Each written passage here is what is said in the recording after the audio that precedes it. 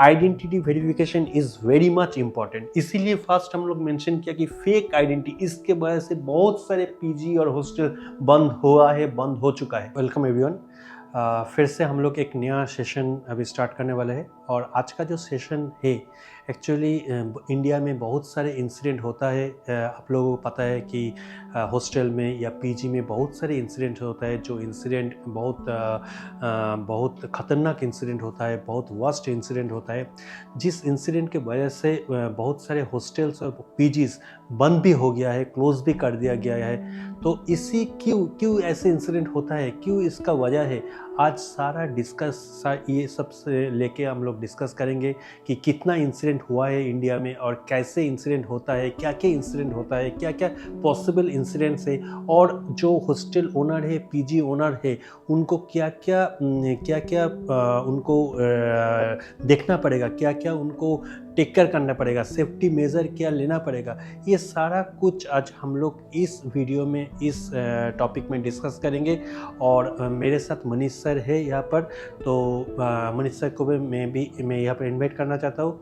तो मनीष सर भी आपके साथ शेयर करेंगे कि आज के डेट पे जो हॉस्टल ओनर है, पीजी ओनर है, उनके साथ क्या क्या प्रॉब्लम है, और हमारा जो रेड चेक ऑर्गेनाइजेशन है, रेड चेक सर्विसेज है, उसमें हम लोग कैसे 4 स्टेप एक स्मार्ट सॉल्यूशन देके ये जो प्रॉब्लम है, इस प्रॉब्लम को कैसे मिटिगेट करेंगे, ये हम लोग इसी वीडियो में हम लोग डिस्कस करेंगे स्टेप बाय स्टेप। तो अगर आप पूरा वीडियो देखेंगे तो आपको एक पूरा कॉन्सेप्ट आ जाएगा कैसे इसको हम लोग धीरे धीरे सॉल्यूशन करते जाएंगे। So let's start with Manish sir. Thank you Manish sir. तो हम लोग स्टार्ट करते हैं। Good opinion. तो बेसिकली जो हम लोग का जो सेशन है, इंडिया के अंदर जितना हॉस्टल है बा हॉस्टल ओनर है, और जहाँ पे चैलेंजिंग आता है एक हॉस्टल रन करने के टाइम, ठीक है, और इंडिया के अंदर बहुत सारा डेली बेसिस इंसिडेंट हो रहा है, केस भी कोर्ट में चल रहा है, न्यूज़ में भी आ रहा है। तो यहाँ पे क्या हम लोग शेयर करेंगे, क्या टॉपिक है, कौन सा काम लग सकता है, ठीक है। तो मेनली हम लोग आज जो बात करेंगे, ठीक है, तो नंबर 1 जो टेनेंट ऑक्यूपेंट रिलेटेड इंसिडेंट, ठीक है, जहाँ पे fake ID, absconding, criminal background, जहाँ पे ईयरली जो केसेस लगभग 35 के से 40 के, मैंने 30 से 40,000 केसेस ईयरली होता है, ईयरली हो रहे हैं। मैंने सोच के देखिए इतना केसेस हो रहे हैं। सिमिलरली सेकेंड जो पॉइंट है, सेफ्टी एंड क्राइम इंसिडेंट, जहाँ पे चोरी हुआ, हैरेसमेंट हुआ, ड्रग, असॉल्ट, ठीक है, तो वो केस भी आपको देखने के लिए मिलेगा 18 से 25,000 तक पर ईयर। तो सिमिलरली स्टाफ रिलेटेड इंसिडेंट, जहाँ पे स्टाफ जैसे cook, cleaner, helper, security guard, ये लोग मिलकर जो काम करते हैं, तो वो भी केसेस मिनिमम से 6 से 10,000 के बराबर होता है, ठीक है। और आप तो लीगली देखता है, आपको इस सब्जेक्ट पे बहुत ही एक्सपीरियंस है, ठीक है। फोर्थ हम लोग देखता है, और फोर्थ पॉइंट को भी हम लोग बात करेगा आगे जो टॉपिक आएगा। तो topic number 4, rent deposit and agreement dispute होता है, एकदम नो एग्रीमेंट, इविक्शन। तो ये इसको बारे में हम लोग डिस्कस करेंगे। 5 नंबर पॉइंट क्या है, illegal unlisted PG and hostel operation, ठीक है, जहाँ पे कुछ परमिशन नहीं है, ओवर क्राउडिंग, सेफ्टी वायलेशन हुआ, तो ये भी केसेस बहुत सारा है, ठीक है। अभी ये सारा चीज के कैसे रुका जा सकता है, ठीक है, क्या क्या स्टेप लेना चाहिए, ठीक है। तो ये टॉपिक के बारे में हम लोग बात करेंगे। तो उसको पहले हम लोग सोचना चाहिए कि एक्चुअल कितना सारा पीजी अकोमोडेशन पेइंग गेस्ट है, थोड़ा आप इस स्लाइड देखिए, मतलब स्टैटिस्टिक्स, हाँ, अगर हम लोग स्टैटिस्टिक्स अगर देखना चाहिए। देखना चाहिए डेफिनेटली, क्योंकि वो डिस्कस करने से पहले मुझे लगता है कि ये स्टैटिस्टिक्स थोड़ा सा देखना चाहिए कि ऑल इंडिया एस्टिमेटेड नंबर इसमें दिया हुआ है कि पीजी एकोमोडेशंस मतलब पेइंग गेस्ट जो है ऑल ओवर इंडिया में अभी 25 से 30 लाख यूनिट है, मतलब 25 से 35 लाख ऐसे पीजी और पेइंग गेस्ट है, मतलब पीजी है जो ऑल ओवर इंडिया में चल रहा है पीजी। तो फर्स्ट ये एक पॉइंट है। सेकेंड जो इन्फॉर्मेशन है प्राइवेट हॉस्टल्स जहाँ पर स्टूडेंट्स या वर्किंग प्रोफेशनल्स रखते हैं। अभी हॉस्टल और पीजी में डिफरेंस ये क्या होता है बहुत लोगों को शायद पता नहीं होगा। पीजी जो होता है वो पेइंग गेस्ट मतलब वो एक छोटा सा एक घर होता है, उसमें 2-4 ही सपोज बॉयज़ या गर्ल्स रहते हैं। उसमें क्या होता है उनको लॉजिंग एंड फूडिंग बोथ मिलता है, ठीक है। ये छोटा जब छोटा स्केल में होता है उसको पीजी बोलते हैं। और ये जो सेकंड जो पॉइंट है, जो सेकंड पॉइंट जो हम लोग डिस्कस किया प्राइवेट हॉस्टल्स जहाँ पर स्टूडेंट्स एंड वर्किंग प्रोफेशनल्स जो हम लोग बात करें, हॉस्टल्स मतलब जो लार्ज स्केल में होता है जहाँ पर सपोज 100, 150, 200 स्टूडेंट्स एक साथ रहता है या एक साथ 100, 150 वर्किंग प्रोफेशनल्स रहते हैं, जो बहुत बड़ा स्केल में होता है वो बेसिकली प्राइवेट हॉस्टल्स होता है। तो वो private hostels almost 3 to 5 lakh है इंडिया में, ऑल ओवर इंडिया में 3 to 5 लाख है। नेक्स्ट कॉलेज और इंस्टीट्यूशनल हॉस्टल्स मतलब जो कॉलेज का पर्टिकुलर जो किसी कॉलेज का हॉस्टल हो, किसी इंस्टीट्यूशन का अपना जो हॉस्टल्स हो, ऐसे हॉस्टल्स और ऐसे कॉलेज का जो नंबर ऑफ हॉस्टल्स है कॉलेज का और इंस्टीट्यूशन का ऑल ओवर इंडिया, उसका नंबर है आपका 70,000 से लेकर 90,000 इंडिया में है।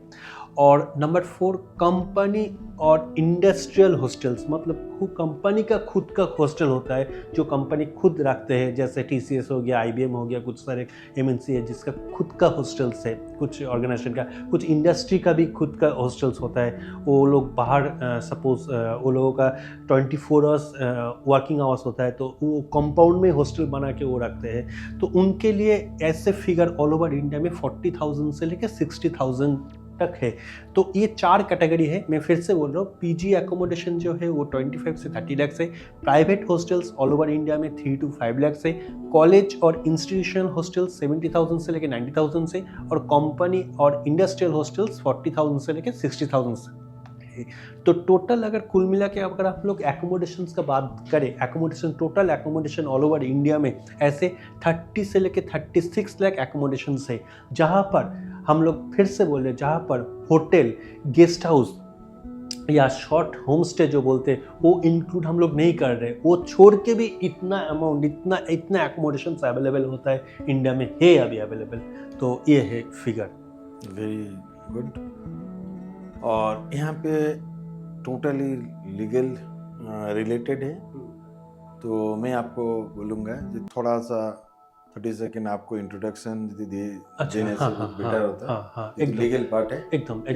तो लीगल पार्ट डेफिनेटली ये लीगल पार्ट है। तो लीगल पार्ट में यही हम लोग डिस्कस करेंगे कि रियल इंसिडेंट्स जो इंडिया में, ये जो अपने जो स्लाइड देख रहे हैं, ये स्लाइड बहुत ही एक इम्पॉर्टेंट स्लाइड है, क्योंकि ये स्लाइड जो है इसमें से आपको पता चल रहा है कि पीजी और हॉस्टल का सिनेरियो आज के डेट में क्या है, इस स्लाइड से पता चल रहा है। इसीलिए लिखा है, देखिए, India real incidents in PG और हॉस्टल्स, ठीक है। ईयरली जो भी हम लोग बात कर रहे हैं ये ईयरली इंसिडेंट हो रहा है, और ये इंसिडेंट रियल इंसिडेंट है, जो नोटेड इंसिडेंट, जो रिकॉर्ड इंसिडेंट हुआ है, मतलब रिकॉर्ड हुआ है जो इंसिडेंट, उसी का फिगर है।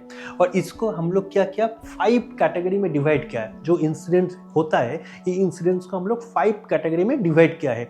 तो नंबर 1 कैटेगरी क्या है, फर्स्ट है टेनेंट और ऑक्यूपेंट रिलेटेड इंसिडेंट। मतलब टेनेंट और ऑक्यूपेंट रिलेटेड इंसिडेंट मतलब जो इंसिडेंट थ्रू टेनेंट के ऊपर या जो रहते हैं वहाँ पर, मतलब हॉस्टल में पीजी में जो रहते हैं, जो बॉय गर्ल्स या जो भी वर्किंग प्रोफेशनल जो रहते हैं, उसके ऊपर जो इंसिडेंट्स, मतलब उसके लिए जो इंसिडेंट्स होता है, ऐसे इंसिडेंट जो होता है उसका नंबर ऑफ केसेस है 35,000 से लेकर 45,000 केसेस होता है ऐसे इंसिडेंट। और किस वजह से होता है इस इंसिडेंट, एक होता है फेक आईडी, मतलब जो भी रहता है वहाँ पर पीजी में या हॉस्टल में वो फेक आईडी शो करके वो रहता है, दिखाता है कि मैं यहाँ पर काम करता हूँ या इस हॉस्टल इस कॉलेज में मैं पढ़ता हूँ, इस इंस्टीट्यूशन में पढ़ता हूँ या इस जगह पे काम करता हूँ। तो फेक आईडी देता है या फेक आईडी खुद का आइडेंटिटी मतलब खुद का जो आधार कार्ड है, पैन कार्ड है या खुद का पासपोर्ट है वो पूरा गलत एक देता है, फेक आईडी देता है। फेक आईडी बोलता है कि मैं ये हूँ, जो भी है फेक आईडी होता है। एब्सकॉन्डिंग मतलब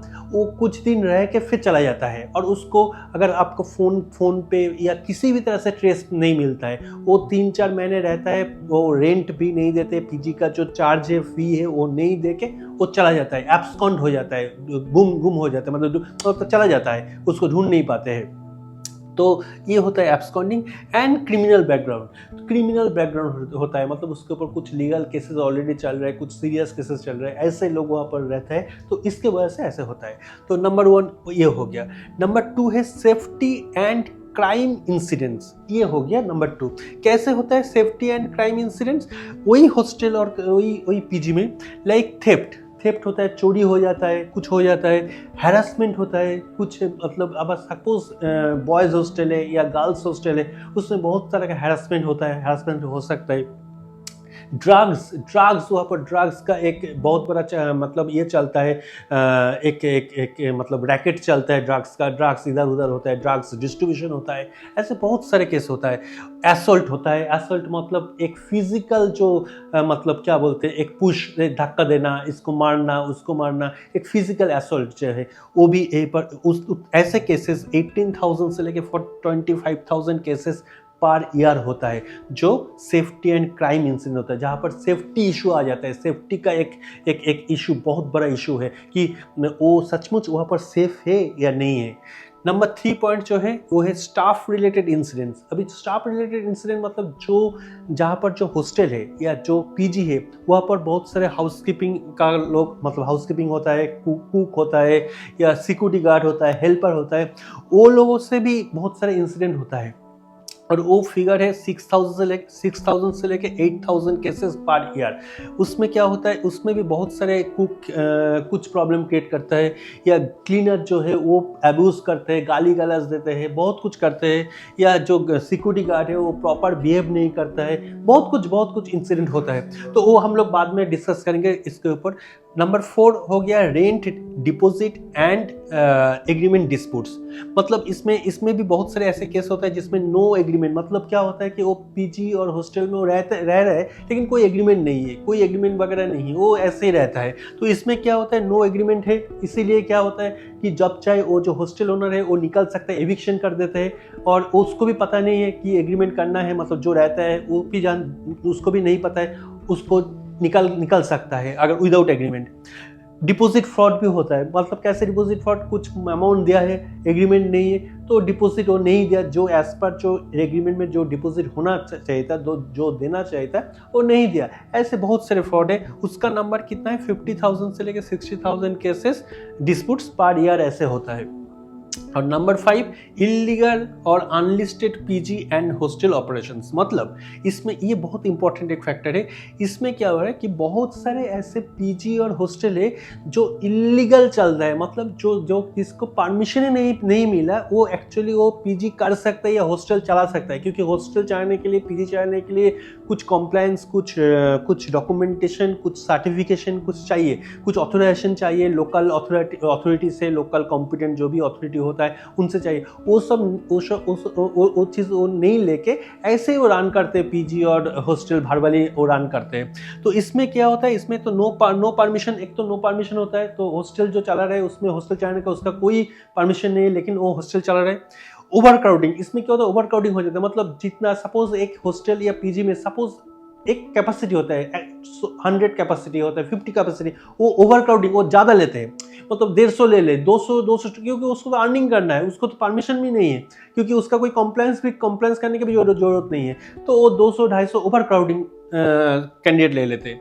एंड सेफ्टी वायलेशंस, जब भी ओवर क्राउडिंग होगा, जब परमिशन नहीं होगा तो सेफ्टी वायलेशन होगा। उसमें फायर एक्सटिंग्विशर नहीं है सपोज, उसमें जो सेफ्टी मेजर टूल्स रखना चाहिए वो टूल्स नहीं होता है, और इसमें भी इंसिडेंट होता है। और इस इंसिडेंट का जो नंबर है वो आप देख सकते हैं 1.5 लाख से लेके 2 लाख यूनिट्स, मतलब 1.5 लाख से लेके 2 लाख का ऐसे प्रॉपर्टी है, ऐसे जगह पे है, ऐसे इलीगल हॉस्टल है जिसमें ऐसे इंसिडेंट होते रहते हैं। तो टोटल अगर इंसिडेंट हम लोग अगर काउंट करते हैं तो हर साल 2.6 से लेके 3.4 लाख केसेस ऐसे हम लोग को मिलता है इस 5 कैटेगरी से। तो ये है बेसिक इंसिडेंट। तो शुरू जी बहुत अच्छा से आप एक्सप्लेन किया, ठीक है। अभी यहाँ पे क्वेश्चन है, इसको सॉल्यूशन कैसे किया जा सकता है। एज पर हम लोग जो 14 ईयर्स तो बैकग्राउंड वेरिफिकेशन के ऊपर काम किया, काफ़ी सारा हम लोग वेरिफिकेशन किया, एग्रीमेंट किया, ठीक है। तो इसको टोटली जो कम्प्लीटली सॉल्यूशन हम लोग प्रोवाइड कर रहे हैं थ्रू बाया रेड चेक से, ठीक है, जो स्मार्ट सॉल्यूशन है, ठीक है। थोड़ा उस बारे में आप थोड़ा डिटेल्स बात कीजिए। और सेकेंड थिंग, इन डिटेल्स हम लोग एक एक पॉइंट के ऊपर आएगा। तो अभी हम लोग जैसे बात कर रहे थे कि 5 जो प्रॉब्लम है, 5 जो प्रॉब्लम अभी मैंने अभी थोड़ा सा ब्रीफली बोल रहा है, उसमें हम लोग जाएंगे, डिटेल डिस्कस करेंगे, लेकिन वो कैसे हम लोग सॉल्व करेंगे, क्योंकि ये एक रियल इशू है। जैसे मुनीष साहब बोल रहे थे कि एक रियल इशू है, रियल प्रॉब्लम है। तो रियल प्रॉब्लम को कैसे सॉल्व कर सकते हैं हम लोग, इसको क्या हम लोग सचमुच कम कर सकते हैं? यस, कर सकते हैं थ्रू रेट चेक सर्विसेज से। अगर रेट चेक का हम लोग ये फॉलो करते हैं, 4 स्टेप स्मार्ट सॉल्यूशन अगर फॉलो करते हैं, तो इतना इंसिडेंट का जितना इंसिडेंट का मैंने स्टैटिस्टिक्स अभी बताया, इसको हम लोग कम कर सकते हैं, इसको हम लोग बहुत ज़्यादा डिक्रीज कर सकते हैं इस नंबर को। ये कैसे कर सकते हैं? तो ये 4 स्टेप स्मार्ट सॉल्यूशन का अगर हम लोग पूरा समझ लेते हैं तो डेफिनेटली इसको आप लोगों को क्लियर हो जाएगा। सो नंबर 1 क्या है? Property listing. तो ये जो प्रॉपर्टी लिस्टिंग है ये बहुत इंपॉर्टेंट है, क्योंकि जो भी हॉस्टल है, पीजी है, वो अगर वेरीफाइड प्रॉपर्टी लिस्टिंग हो, तो पहले 5th नंबर जो पॉइंट हम लोग डिस्कस किया था उस टाइम में कि इलीगल जो पीजी है हॉस्टल से, वो पहले से बात हो, मतलब ये हो जाएगा, डिडक्ट हो जाएगा, क्योंकि वो नहीं रहेगा। क्योंकि इसमें प्रॉपर्टी लिस्टिंग में हम लोग सिर्फ उसी को ही लिस्टिंग करेंगे जो वेरीफाइड है, जो सही है, जिसके पास परमिशन है, जिसके पास अथॉरिटी है, जिसके पास हॉस्टल चलाने का राइट है, वही सिर्फ इसमें लिस्टिंग कर सकते हैं। तो नंबर 1 हो गया। Number 2 tenant verification. ये टेनेंट वेरिफिकेशन का मतलब वही है जो हॉस्टल में या पीजी में रह रहे उसका प्रॉपर वेरिफिकेशन करना, क्योंकि उसका आइडेंटिटी चेक करना, उसका एड्रेस चेक करना, उसका एम्प्लॉयमेंट चेक करना, जितना भी जो रिलेटेड डॉक्यूमेंट्स है उसको प्रॉपर चेक करना, उसका कोर्ट रिकॉर्ड चेक करना, उसका कोई क्रिमिनल रिकॉर्ड है या नहीं है, उसका कोई क्रिमिनल एलिगेशन चल रहा है नहीं चल रहा है, उसका कोई कोर्ट में अभी भी केस पेंडिंग है नहीं है, सारा कुछ अगर क्लियर है, सारा कुछ अगर ठीक है, तो हम लोग वो वेरिफिकेशन करके फिर उसको आप रख सकते हैं एज ए हॉस्टल ओनर या पीजी ओनर। तो ये हो गया आपका second point, tenant verification. Then हो गया रेंट एग्रीमेंट। अभी हॉस्टल का रेंट एग्रीमेंट क्या है? हॉस्टल का जो एग्रीमेंट होता है, मतलब हॉस्टल में जो लेकर रहता है, फूडिंग, लॉजिंग एंड फूडिंग मिला के जितना भी आपका कॉस्टिंग होता है, सपोज 5,000 कॉस्टिंग होता है, 10,000 कॉस्टिंग होता है, वो कॉस्टिंग का एग्रीमेंट होता है। एग्रीमेंट में आपको लिखा, मतलब बेड वाइज, वो बेड वाइज होता है। बेड वाइज एक कॉस्टिंग होता है 5,000 10,000 इंक्लूडिंग फूड होता है, कभी कभी विदाउट फूड होता है, जो भी होता है वो प्रॉपर एक एग्रीमेंट रहेगा। उस एग्रीमेंट में सारा कुछ मेंशन रहेगा कि आपका लॉजिंग प्लस फूडिंग है या सिर्फ लॉजिंग है या कैसे है, क्या है, सारा कुछ उसमें इस एग्रीमेंट में सारा कुछ मेंशन रहेगा और वो क्लियरली मेंशन रहेगा सारा कुछ। और वो एग्रीमेंट जब कितना दिन चलेगा, मतलब 11 मंथ्स चलेगा, उसके बाद कैसे रिन्यूअल होगा, क्या होगा, सारा प्रोसेस वो अपन मेंशन रहेगा। उसके बाद इंक्रीज होगा, अगर बेड वाइज जो चार्जेस है वो इंक्रीज होगा नहीं होगा, कितने साल के बाद इंक्रीज होगा, कितना परसेंटेज इंक्रीज होगा, सपोज 10% इंक्रीज होगा तो 10% होगा या 20% होगा, सारा कुछ उसमें मेंशन रहेगा। नंबर 4 हो गया प्रॉपर्टी मैनेजमेंट। फिर से वो प्रॉपर्टी मैनेजमेंट आ जाएगा, मतलब ट्रांजैक्शन, जो भी ट्रांजैक्शन हिस्ट्री है, ट्रांजैक्शन मॉडल है, वो एक हॉस्टल ओनर या पीजी ओनर उसको अच्छी तरह से मैनेज कर पाएगा।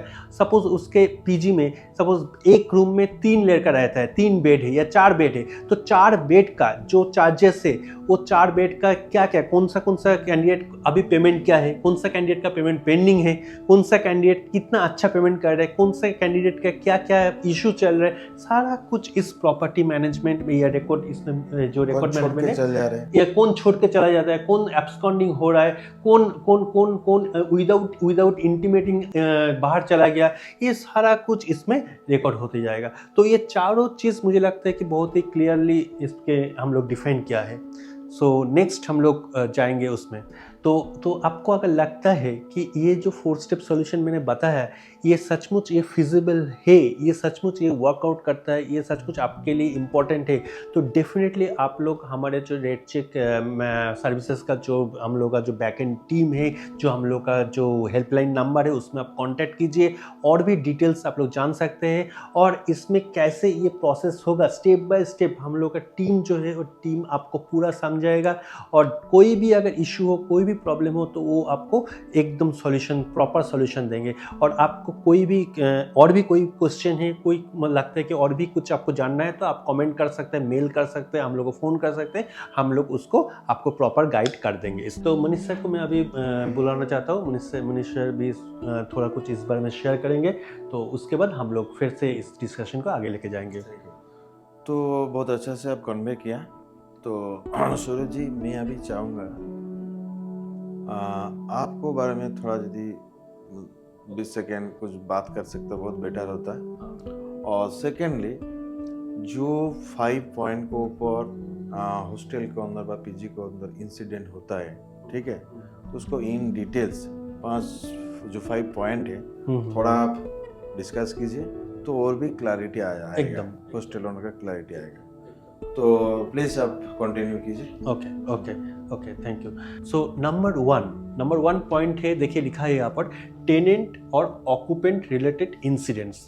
तो फर्स्ट पॉइंट जो मैंने बताया कि टेनेंट और ऑक्यूपेंट रिलेटेड इंसिडेंट्स कैसे होता है, इसमें क्या कैसे किस रीजन से होता है। एक रीजन हो सकता है कि फेक आइडेंटिटी, मतलब जो कैंडिडेट आया है वो कैंडिडेट एक्चुअल कैंडिडेट उसका आइडेंटिटी डिस्क्लोज नहीं करके कोई फेक आइडेंटिटी आपको दिया है और आप उसी के ऊपर ट्रस्ट करके उसको रख दिया।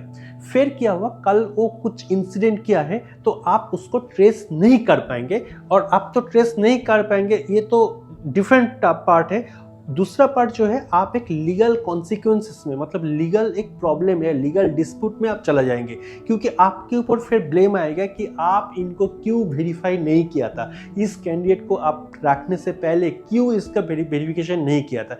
ये पहले पॉइंट आपके ऊपर क्वेश्चन आएगा जिसका आंसर आपके पास नहीं रहेगा। इसीलिए मुझे लगता है कि कोई भी कैंडिडेट को रखने से पहले आप पहले वेरीफाई कीजिए उसका identity verification is very much important. इसीलिए फर्स्ट हम लोग मेंशन किया कि फेक आइडेंटिटी, इसके वजह से बहुत सारे पीजी और हॉस्टल बंद हो चुका है। तो इसके ऊपर आप लोग प्लीज़ इसके ऊपर आप लोग कॉन्सेंट्रेट कीजिए, इसके ऊपर आप लोग सोचिए। नेक्स्ट है क्रिमिनल बैकग्राउंड। आप जिसको रख रहे वो किस इंटेंशन से रह रहे हैं। सपोज आपके हॉस्टल में या पीजी में वो 2 महीने के लिए रहा, कुछ क्रिमिनल बैकग्राउंड उसका ऑलरेडी है, वो कुछ इंसिडेंट करने के लिए, क्रिमिनल कुछ चीज़ करने के लिए वो आया है और वो करके फिर निकल गया, एब्सकॉन्डिंग हो गया, भाग गया, चला गया, उसका ट्रेस नहीं मिल रहा है। तो आपका क्या, आपका तो एक तो पैसा गया, मतलब जो पैसा आपको मिलने वाला था वो भी नहीं मिलेगा, और दूसरा आपको प्रेशर होगा, लीगल प्रेशर होगा, सोशल प्रेशर होगा, बहुत सारा प्रेशर होगा। अलग जगह यदि कुछ कांड करके बैठे, अगर अलग जगह कुछ कांड कर दिया वो, फिर आपके ऊपर ही सारा कुछ लीगल कॉन्सिक्वेंसेस आएगा। तो इसीलिए फिर से मैं बोल रहा हूँ कि इसीलिए verification is very much important. अगर आप वेरीफाई कर लेते तो ये जो रिस्क का मैंने बात किया, ये रिस्क मिटिगेशन ऑलरेडी आपका हो जाएगा। तो ये एब्सकॉन्डिंग जो है ये बहुत ज़्यादा मतलब प्रॉब्लमेटिक है, क्योंकि एक लड़का या कोई भी कैंडिडेट अगर रह रहा है और वो अगर without intimation, without informing you वो चला गया, वो भाग गया, और आपका जो एड्रेस, उनका जो एड्रेस है, फ़ोन नंबर है, सारा कुछ आपको देखा कि वो गलत है, कुछ उसका सही नहीं है, तो आप उसको पकड़ भी नहीं पाएंगे और आपके ऊपर पूरा ब्लेम आएगा। तो ये बहुत ही इंपॉर्टेंट फैक्टर है। तो इसका आप देखिए, फिगर देखिए, इसमें फिगर लिखा हुआ है 35,000 से 45,000 केसेस पर ईयर ऐसे हो रहा है, जो नोटेड है, मतलब जो रिकॉर्ड है। उससे ज़्यादा भी केस होता है जो रिकॉर्ड नहीं है। जो रिकॉर्ड नहीं होता है, उससे ज़्यादा भी, सपोज यही नंबर 55-60,000 भी हो सकता है जो रिकॉर्ड नहीं है। जो रिकॉर्ड है ये रिकॉर्ड है 35,000 से लेके 45,000 अप्रॉक्स पर ईयर होता है। अभी इसमें कॉमन इश्यूज क्या है? कॉमन इश्यूज नंबर 1 मैंने अभी बोला, फेक आईडी टेनेंट्स, मतलब फेक आईडी देके वो रह रहा है, तो ये एक केस है। Second, criminal history not check, मतलब उसका जो क्रिमिनल हिस्ट्री है वो चेक नहीं किया। अभी आपका क्वेश्चन हो सकता है कि मैं कैसे क्रिमिनल हिस्ट्री उसका चेक करूंगा? तो वो क्रिमिनल हिस्ट्री चेक करने के लिए हम लोगों के पास रेड चेक सर्विसेज का स्मार्ट सॉल्यूशन है।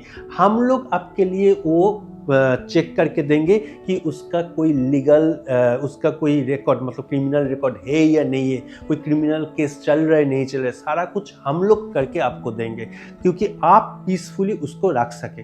तो ये जो क्रिमिनल हिस्ट्री जो चेक करना, ये बहुत ज़्यादा इंपॉर्टेंट है। अगर ये चेक नहीं होता है तो इसके लिए जो कॉन्सिक्वेंसेस है वो आपको ही फिर फेस करना पड़ेगा। Number 3, tenant absconding without rent. तो मैंने जो बोला कि टेनेंट जो है, मतलब जिसको रखा है आपने, जो कैंडिडेट को रखा है, वो आपका 2 महीने 3 महीने बोला कि मेरा थोड़ा सा प्रॉब्लम चल रहा है, मेरा पैसा भी नहीं है, मैं 3 महीने आप रहने दीजिए, मैं फिर आपको पेमेंट करता हूँ। ऐसे करते करते 3-4 महीने के बाद वो एब्सकॉन्ड हो गया, चला गया। तो क्या हुआ, आपका वो 10,000 करके अगर ये करता हूँ, फिगर लेता हूँ कि 10,000 पर मंथ वो देता है इंक्लूडिंग लॉजिंग एंड फूडिंग, तो आपका 40,000 का जो पेमेंट है वो चला गया और आप उसको ट्रेस भी नहीं कर पा रहे। क्यों ट्रेस आप नहीं कर पा रहे हो? क्योंकि उसका फेक आईडी है, उसको आप वेरीफाई नहीं किया तो उसका ट्रेस भी नहीं कर पाओगे, तो वो चला गया, तो आपका पैसा भी चला गया। तो इसीलिए लिखा है tenant absconding without rent and illegal subletting. Illegal subletting is very important point. ये आपको एक एग्जांपल देके मैं बता रहा हूँ। सपोज मैं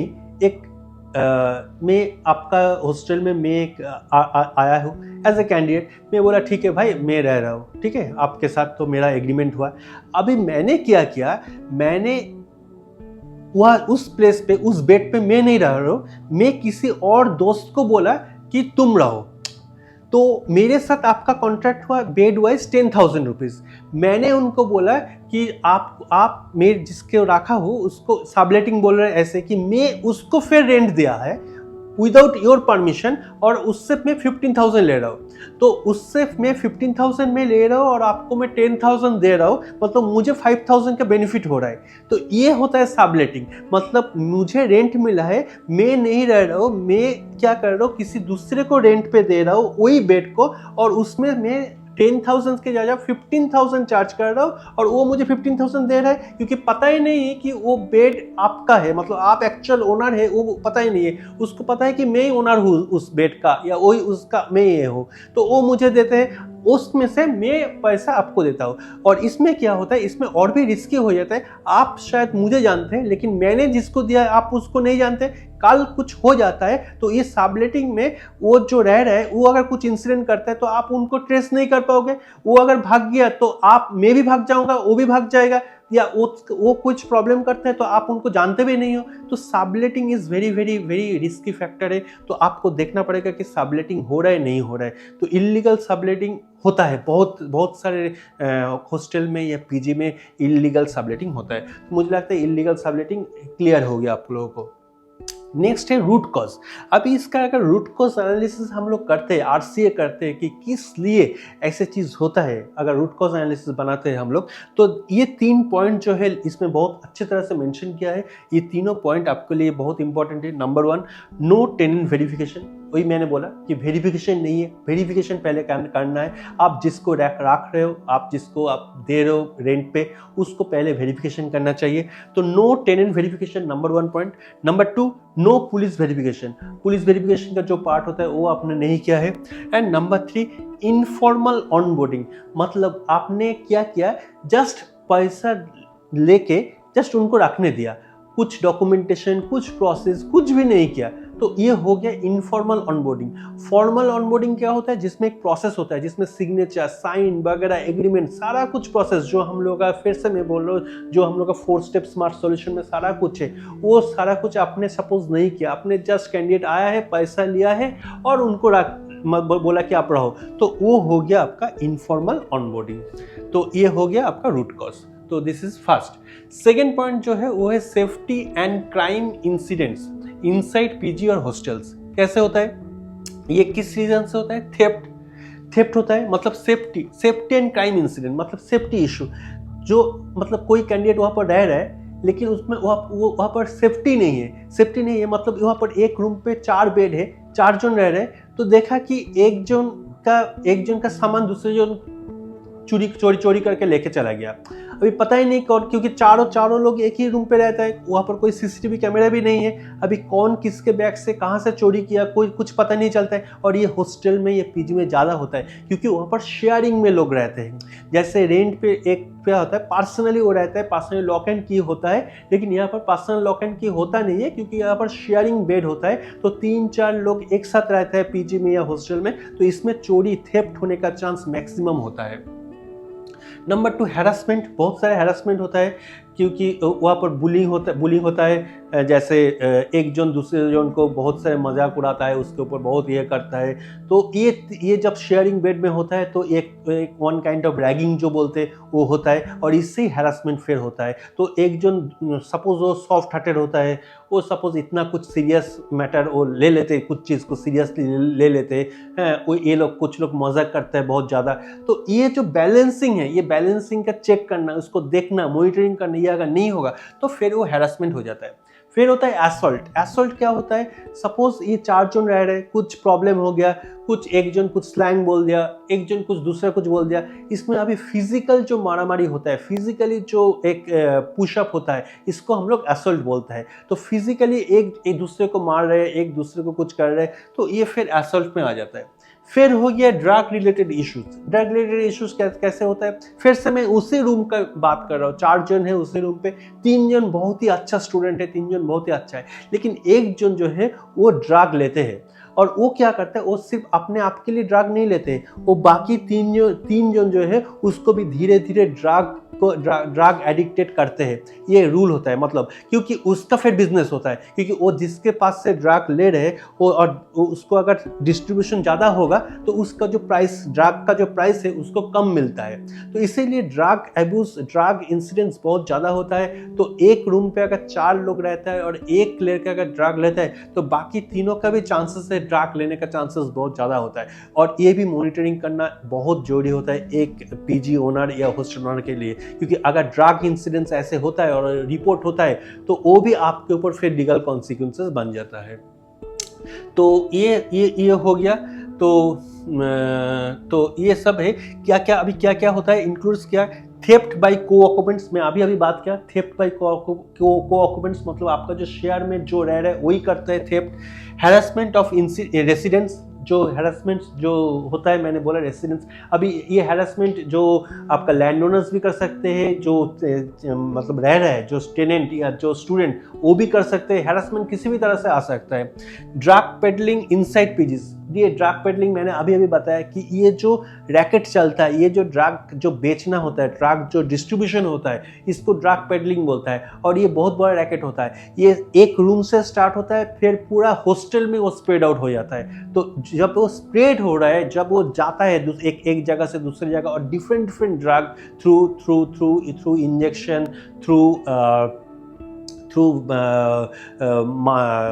माउथ डिजॉल्विंग, बहुत काइंड ऑफ ड्रग्स होता है। और ये ड्रग्स बहुत इजीली डिस्ट्रीब्यूट होता है, बहुत इजीली स्टूडेंट्स के ऊपर हो जाता है। तो ये ड्रग पेडलिंग इसमें आ जाता है, और ये पीजी में बहुत ज़्यादा होता है। फिजिकल असॉल्ट केस, मैंने इसका भी रीज़न दिया। फिजिकल असॉल्ट होता है एक दूसरे के ऊपर मारना, कुछ रीज़न हो गया, कुछ स्लैंग हो गया, उसके वजह से एक दूसरे को मारना, एक दूसरे को ये करना। इसके लिए जो हॉस्टल ओनर होता है फिर उसके ऊपर आ जाता है लीगल कॉन्सिक्वेंसेस। किस लिए?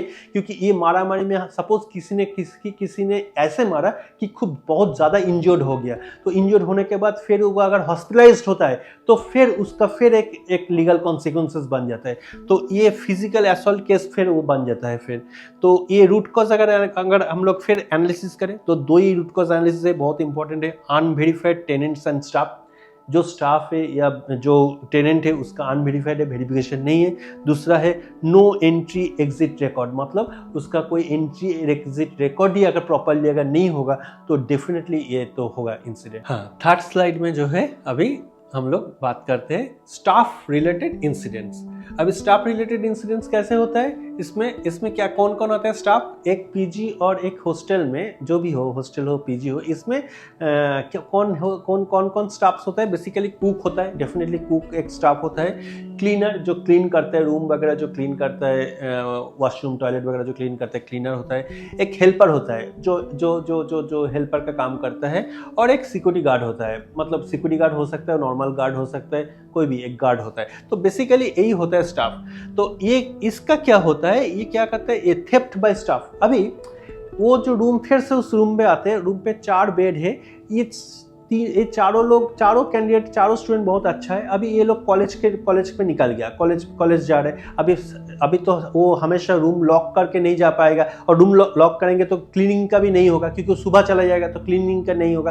तो अभी वो क्लीनर क्या किया, उसके पास जो चाबी है, चाबी दे के जाएगा, तो उसके पास ऑल्टरनेटिव चाबी भी होता है, की होता है। तो वो ऑल्टरनेटिव चाबी लेके आके वहाँ पर जो भी इम्पोर्टेंट, जो भी मतलब सामान है उसका, कुछ गोल्ड है, कुछ पैसा है, कुछ है, वो चोरी करके लेके जा सकता है। तो ये बहुत होता है, तो इसीलिए लिखा है थेफ्ट बाय स्टाफ। तो ये क्लीनर हो सकते हैं, कुक हो सकता है, ये गार्ड हो सकते हैं, कोई भी हो सकते हैं, कैसे भी हो सकते हैं। सपोज किसी के पॉकेट से कुछ गिर गया, तो वो अपने पास रख दिया, वो फिर वो वापस नहीं किया। उसको पता है कि ये कैंडिडेट का है, इस कैंडिडेट का है, लेकिन वो वापस नहीं करता। ये भी वन काइंड ऑफ थेफ्ट ही है।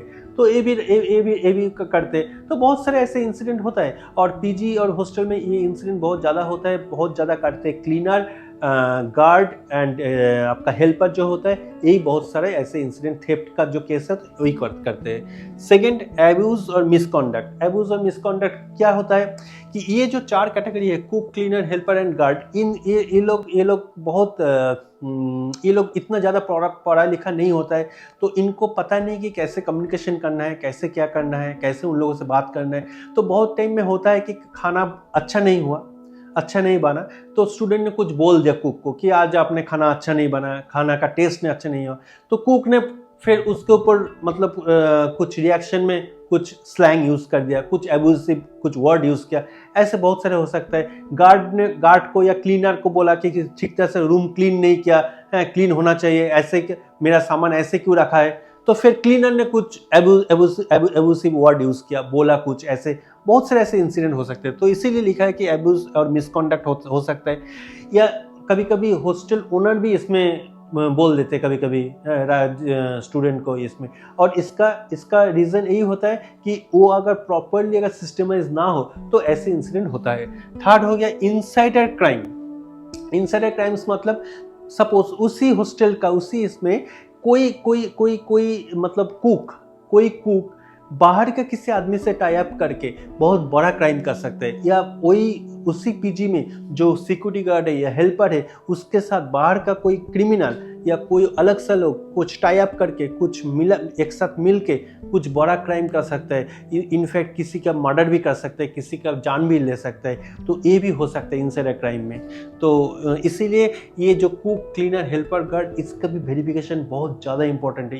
ये जो डोमेस्टिक हेल्प का जो पार्ट है, मतलब ये जो लोग हैं, इसका भी ब्लू कॉलर जो जॉब करते हैं, इसका भी वेरिफिकेशन करना बहुत जरूरी है। इसीलिए तो इसका क्या रूट कॉज क्या है, नो स्टाफ वेरिफिकेशन। मैंने बोला कि नो स्टाफ वेरिफिकेशन, कोई स्टाफ का वेरिफिकेशन नहीं होता है। स्टाफ, ओ आप कुक हो, चलो आ जाओ, आप खाना अच्छा बनाते हो, आ जाओ, अच्छा आप फ्री हो, आप गार्ड का काम करोगे, सिक्योरिटी गार्ड का काम करोगे, आ जाओ, मेरे हॉस्टल में चाहिए, आ जाओ।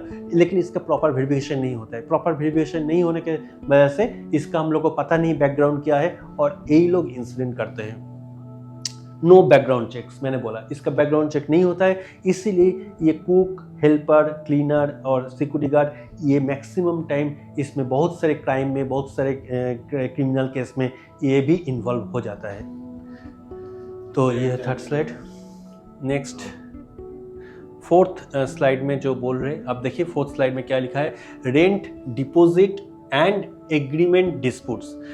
ये भी एक नंबर यहाँ पर दिया है। नंबर का मैं इसलिए नहीं जा रहा हूँ कि ऑलरेडी मैं नंबर की बात कर रहा हूँ। इसमें कॉमन इश्यूज क्या है, डिपॉजिट नॉट रिटर्न, मतलब जो भी डिपॉजिट उनको मिला है, जो हॉस्टल ओनर को एडवांस अमाउंट जो दिया है कैंडिडेट ने, वो एडवांस अमाउंट उनको नहीं मिलता। मतलब जो जब छोड़ देना चाहते हैं, मतलब छोड़ के चला जाता है कि मुझे और नहीं रहना है इस हॉस्टल में, तब उसको ये रिटर्न नहीं होता है डिपॉजिट, क्योंकि उसका रिकॉर्ड नहीं रहता है, वो वर्बली हो जाता है, तो उसका भी फिर एक प्रॉब्लम होता है। तो deposit not return. Sudden eviction बहुत डेंजरस चीज़ है। कैसे होता है सडन एविक्शन? सपोज मैंने हॉस्टल ओनर हूँ, मैं एक जन को 10,000 एक पर बेड में दिया हो, अभी एक कैंडिडेट आया है मेरे पास, अभी मेरे पास कोई बेड खाली नहीं, मैं एक हॉस्टल ओनर हूँ या पीजी ओनर हूँ। अभी मुझे एक जन बोल रहा है कि एक बेड खाली करके दो, मैं 20,000 दूंगा क्योंकि मुझे चाहिए बहुत अर्जेंट।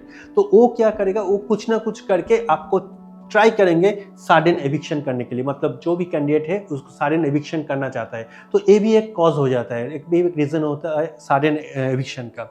नेक्स्ट है रेंट हाइक विदाउट नोटिस। बहुत इंपॉर्टेंट पॉइंट है।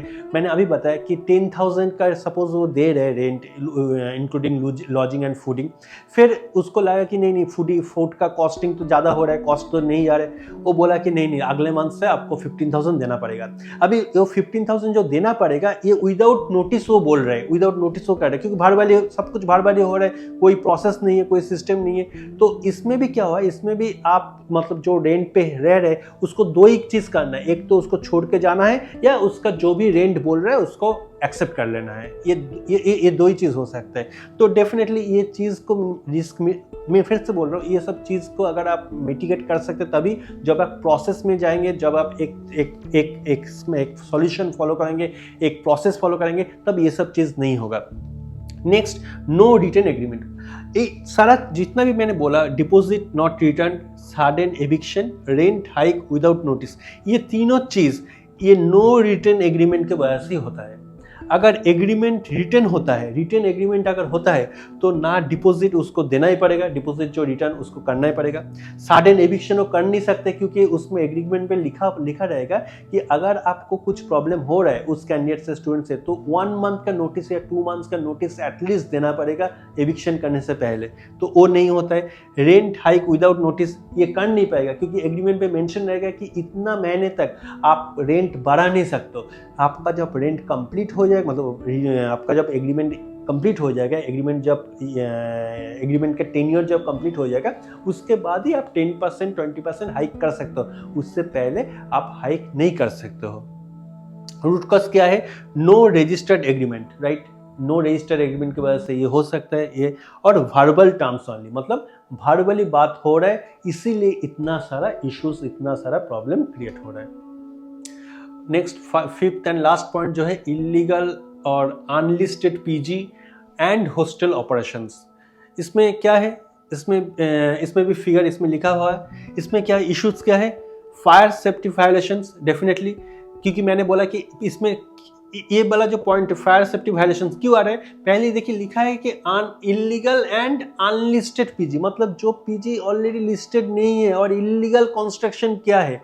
वो पीजी बनाए हैं इलीगल कंस्ट्रक्शन, उसका कोई अथॉरिटी नहीं है, उसका कोई परमिशन ही नहीं है, किसी लोकल म्यूनिसिपल कॉर्पोरेशन से या लोकल म्यूनिसिपल अथॉरिटी से कोई परमिशन दिया ही नहीं है उसको, वो खुद बनाया, खुद ऐसे ही मतलब चला रहा है। तो उसमें तो फायर का इशू रहेगा, क्योंकि फायर सेफ्टी तो उसमें होगा ही नहीं, क्योंकि वो तो कोई प्रोटोकॉल, वो कोई प्रोसीजर फॉलो कर नहीं रहा है। तो इसीलिए फायर सेफ्टी वायलेशन हो रहा है। सडन एग्जीक्शन एक पार्ट है, वो उसमें बाद में हम बात करेंगे। नो म्यूनिसिपल परमिशन, मैंने अभी भी बताया, नो म्यूनिसिपल परमिशन, मतलब म्यूनिसिपल परमिशन लेने के टाइम में बहुत सारे कुछ देखना पड़ता है। उसमें फायर एक्सटिंग्विशर है या नहीं है, अगर लिफ्ट है तो स्टेयरकेस है या नहीं है, ठीक तरह से स्टेयरकेस मतलब एग्जिट ठीक तरह से है या नहीं है, अगर उसमें फायर अगर लगता है तो फायर के लिए फायर अलार्म है या नहीं है, बहुत कुछ देखना पड़ता है, ठीक है। तो ये सारा कुछ, उसके बाद पॉल्यूशन का वो पेपर्स लगता है, पॉल्यूशन कितना है, उसमें पॉल्यूशन का क्या प्रॉब्लम चल रहा है, नहीं पॉल्यूशन हो सकता है नहीं हो सकता है, ये सारा कुछ, क्योंकि उसके कोई नो म्यूनिसिपल परमिशन मतलब कोई परमिशन नहीं है, तो उसको एज इट इज़ जैसे हो ऐसे रन कर रहे हैं। नो पुलिस इंटीमेशन, मतलब पुलिस को भी पता नहीं होता है कि ऐसे कुछ चल रहा है, ऐसे एक होटल है, हॉस्टल या ऐसे कुछ पीजी चल रहा है, उसको भी इंटीमेशन नहीं है, तो इसका पता ही नहीं चल रहा है। तो ऐसे सिचुएशन में ऐसे इलीगल और अनलिस्टेड पीजी चलता है जिसमें बहुत सारे इंसिडेंट होता है। इसमें रूट कॉज क्या है? नो प्रॉपर्टी लिस्टिंग रजिस्ट्री, मतलब इसका प्रॉपर रजिस्ट्री नहीं होता है, प्रॉपर जो लिस्टिंग का जो रजिस्ट्री है उसमें नहीं रहता है, वो पूरा वर्बली थ्रू ब्रोकर थ्रू एक चैनल से वो लोग लेके आते हैं। नंबर 2, नो कॉम्प्लायंस, कोई भी, मैंने अभी जो बताया, कोई भी कॉम्प्लायंस फॉलो नहीं करता है, ना पॉल्यूशन का, ना फायर का, ना इलेक्ट्रिक का, ना किसी भी चीज़ का, लाइक एसी के लिए कितना है, वो कुछ भी फॉलो नहीं करते, कोई भी कॉम्प्लायंस फॉलो नहीं करते, जस्ट वो पीजी को रन करना चाहते हैं, रन करते हैं। इवन उनका जो कुकिंग का जो प्रोसीजर है, मतलब जहाँ पर कुक होता है वो वहाँ पर जो गैस होता है, गैस सिलेंडर होता है, वो भी डोमेस्टिक यूज़ करते हैं, कभी कभी कमर्शियल गैस भी यूज़ नहीं करते हैं। तो सिलेंडर के भी बहुत चांसेस होते हैं सिलेंडर इधर उधर होने का, वो भी नहीं देख पाते हैं। तो ये बहुत सारे इशू होता है जो जिसका फैक्टर है ये क्या होता है, कभी कभी हॉस्टल ब्लास्ट हो जाता है, फायर एक्सटिंग्विशर नहीं रहता है, इसीलिए हॉस्टल का आग लग जाता है, फायर का एक ये हो जाता है, बहुत कुछ हो सकता है, बहुत कुछ इंसिडेंट हो सकते हैं। तो हमेशा जो पीजी या जो हॉस्टल लिस्टेड है, प्रॉपर है और जो ऐसे फॉलो करते हैं, उसी में ही रहना चाहिए, उसी में ही आपको जाना चाहिए। तो यही मैं बोलूँगा। So thank you so much. Next ये जो स्लाइड है ये बहुत ही इंपॉर्टेंट है। How rate check solves PG and hostel problems in India. तो इसमें मैं बोलूँगा मनीषा को कि मनीषा थोड़ा सा इसको बता सकते हैं अगर हुआ तो फिर मैं इसके ऊपर फिर इनपुट दे सकता। अच्छा, मैं कंटिन्यू करूँगा। ओके, तो इसमें देखिए कि क्या लिखा है हेडिंग में, how rate check solves PG and hostel problems in India. अभी रेट चेक, अभी हम लोग सिर्फ प्रॉब्लम की बात किया कि ये 5 सिनेरियो हम लोग दिया है, 5 पॉइंट हम लोग दिया है और 5 पॉइंट के ऊपर हम लोग इतना सारा डिस्कशन किया, इतना प्रॉब्लम डिस्कशन किया। अभी इसका तो कोई सॉल्यूशन होना चाहिए, तो ये सॉल्यूशन कौन देंगे? ये सॉल्यूशन रेट चेक सर्विसेज हमारा ऑर्गेनाइजेशन देंगे और ये सॉल्यूशन बहुत ही प्रॉपर, फिजिबल और बहुत ही एक अच्छा कंप्लायंस ये प्रोसेस फॉलो करते हैं हम लोग।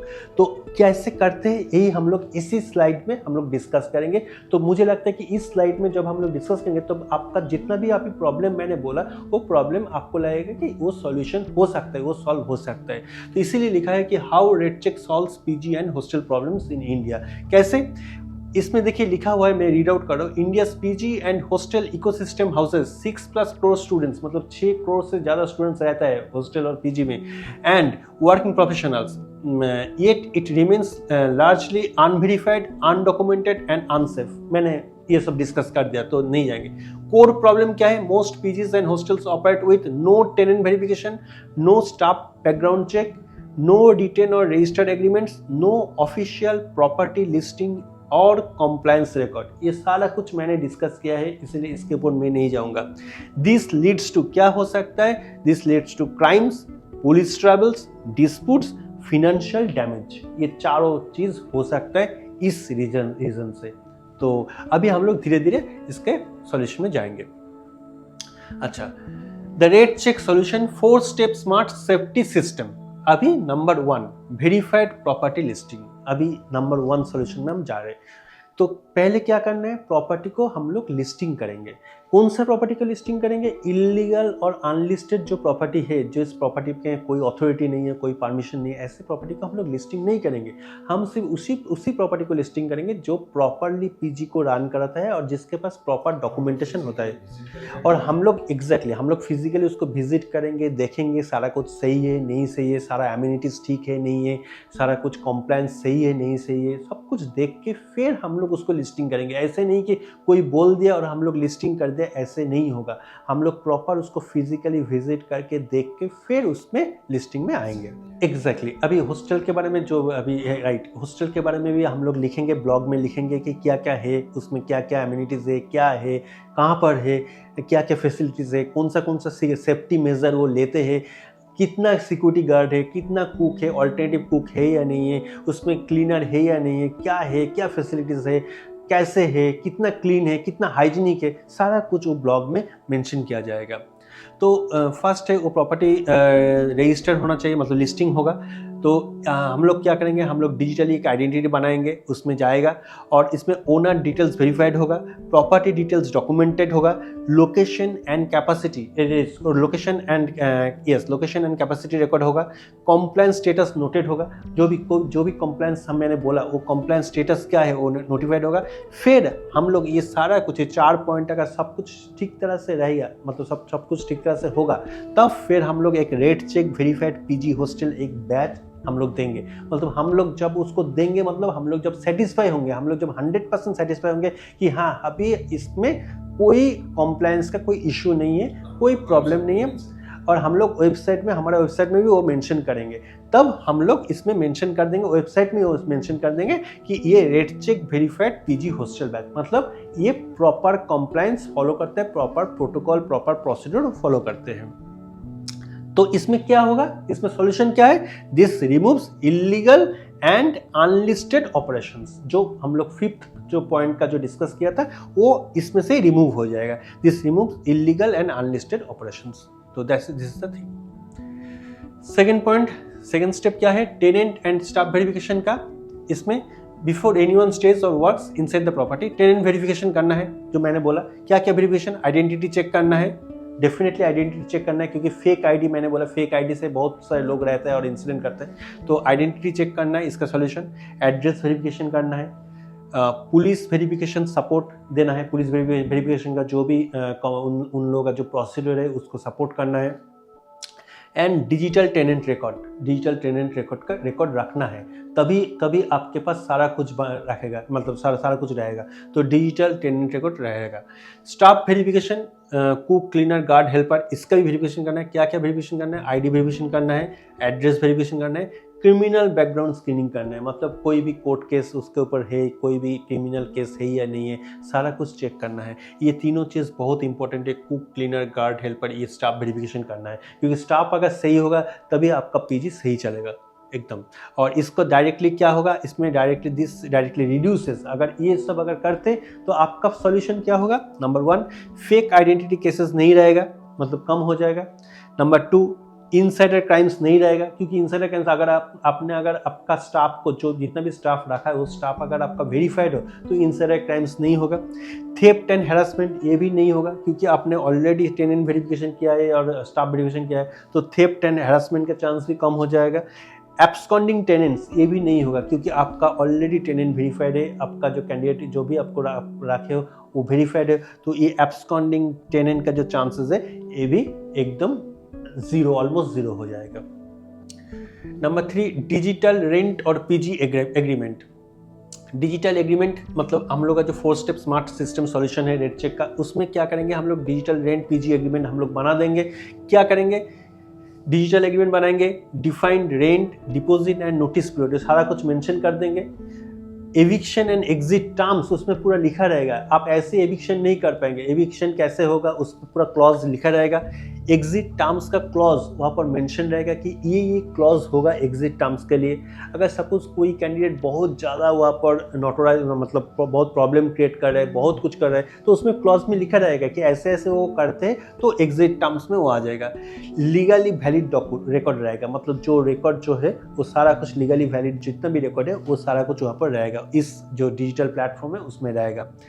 दिस प्रिवेंट्स, इसमें क्या होगा, इसमें सॉल्यूशन क्या होगा, इसमें क्या होगा, हम लोगों के लिए क्या बेनिफिट है, डिपॉजिट डिस्प्यूट्स ये नहीं होगा, डिपॉजिट का आपका जो भी है वो आपको मिलेगा, क्योंकि सारा कुछ रिकॉर्ड रह रहा है, तो डिपॉजिट आपको जितना भी डिपॉजिट दिया वो डिपॉजिट आपको रिफंड में मिल जाएगा।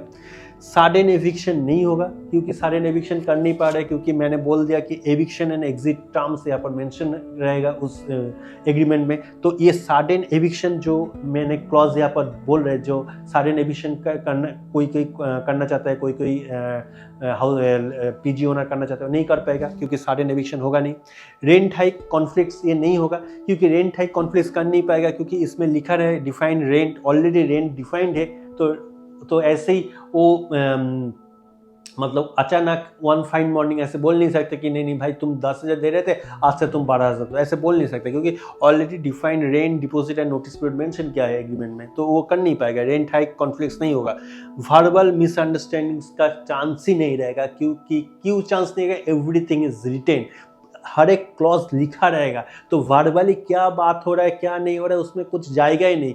दोनों के पास दोनों एग्रीमेंट रहेगा, वो डिजिटल प्लेटफॉर्म में वो दिखा देगा कि शायद देखिए हमारे पास ये एग्रीमेंट है, ये क्लॉज देखिए, क्लॉज में लिखा है ये चीज़, तो वर्बल मिसअंडरस्टैंडिंग का चांसेस है ही नहीं इसमें।